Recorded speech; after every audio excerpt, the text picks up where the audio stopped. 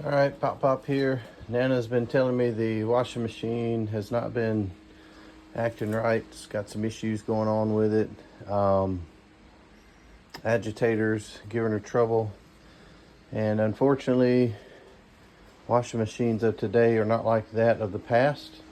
So I've checked into getting some parts to fix that, and I think it's just going to be better if I replace it. All right, first thing we're going to do here, I'm going to go right here and we'll cut off the water. Hot water off, cold water off, and then I'm going to carefully disconnect those water hoses right there, and I'll pull the drain out, and then I will get this old washing machine out. All right, these were not leaking, but they are loose enough that I can slip them off. So that's good and bad, I guess. Some people may say they should have been tighter than that, but you know, I got them off there. So that's one. And the other one here is the hot water side. I'll work on it. It does have a good bit of torque on it, but you know, with these plastic fittings and these rubber grommets on these hoses, they seal pretty good. So there's a screen in there. I will show you guys how to pull that screen out and check it as well. And then I'm going to pull the drain hose out. It just pops over into there. Always kind of good to loop it around. And last but not least, unplug it. All right, guys, a very strong disclaimer about everything that I do. I grew up on the farm, or working on the farm and doing construction work, so we do a lot of manual lifting, and so don't do everything that I do. I do have a back brace on, but you know, if you have a dolly or something, probably better to use it if you have one.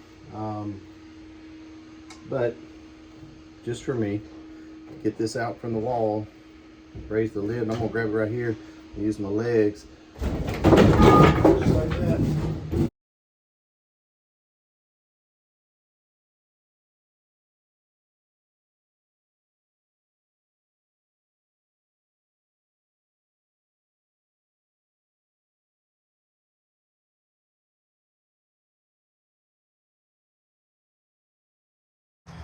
There's some energy guides on there, probably not the most energy efficient that there is, but you know, washers and dryers have gotten very expensive. This one was almost 450 bucks, and I'm ranging from this one $450 to $800 or $900 for a lot of features that probably we'll never use. So let's open it up, see what's in there. See, they gave us some Tide Boost there, a little instruction book, and I'd be happy to have that, the Tide Boost, and then got a little installation guide. This is here, probably to hold it still during shipping, so we'll remove that. I don't know why the zip tie was in there. And then here's the drain hose. You saw me unhook on the other one, so we will use that. Most washers do not come with the hot and cold hose to go from your house to the washer. So if you don't have that already, you'll have to get that. All right, more to come. All right, guys, I will tell you, I didn't film it, but maybe I should have. This little contraption here, it's just cardboard, but they had it very well situated under the washer to keep everything from rocking around. So it's a two-person job. I was able to get it out by myself, but probably had to do it again. I'd get Nana out here to help a little bit. This right here will be the drain hose, and when I get it inside, I will connect it right there. See that little spring clamp there, and then I will connect the hot and cold there. All right, I'll show you how to get it in the house.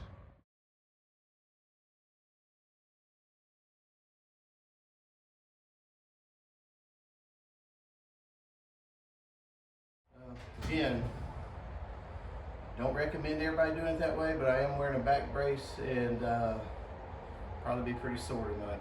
That's all right.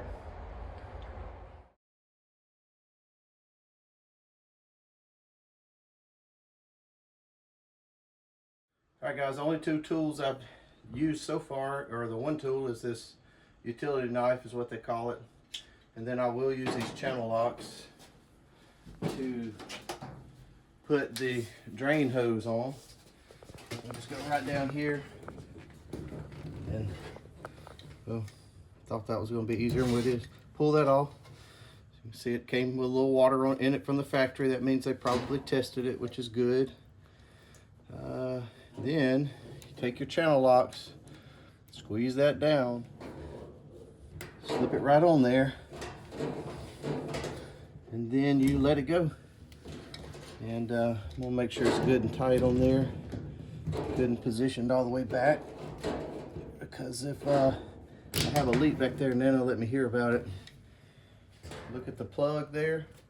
Go ahead and pull that off, get it ready to plug in. I'm gonna throw that right over there, turn it, and get it closer to the hoses and get them connected.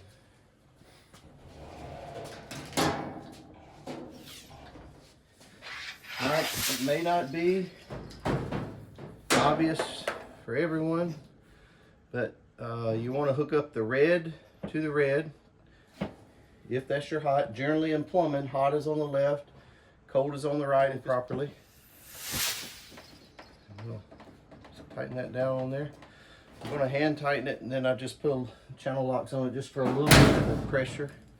And then of course here's the blue going to the cold water. It down just enough to get, I don't want to strip that. These plastic collars bother me. The old washers had metal. All right, that's all I'm doing on that one. We'll keep an eye on it for leakage. What I'm going to go ahead and do is turn the water on here. Just make sure we don't have any leakage. All right, no water there. Let's turn the hot on. That looks good. All right. To make it easier, I am going to go ahead and plug it in. And I will route this a little bit closer back here. And then next challenge is getting out of here. All right, we're just gonna push it back. Make sure that goes down in there very well. And Nana has her new washing machine. All right, like, subscribe my videos, help my YouTube channel's new, just basic stuff. And maybe Nana will give y'all a demonstration on how to work a washing machine. I'll tell y'all a story about that. I used to help Nana wash clothes and dry clothes, and one day I had a whole stack of clothes. I had done very well. She'd been out visiting with her friends, had all the clothes washed, all the clothes dried. And I had them sitting on the couch, and from that day forward I was told I was not allowed to do clothes anymore.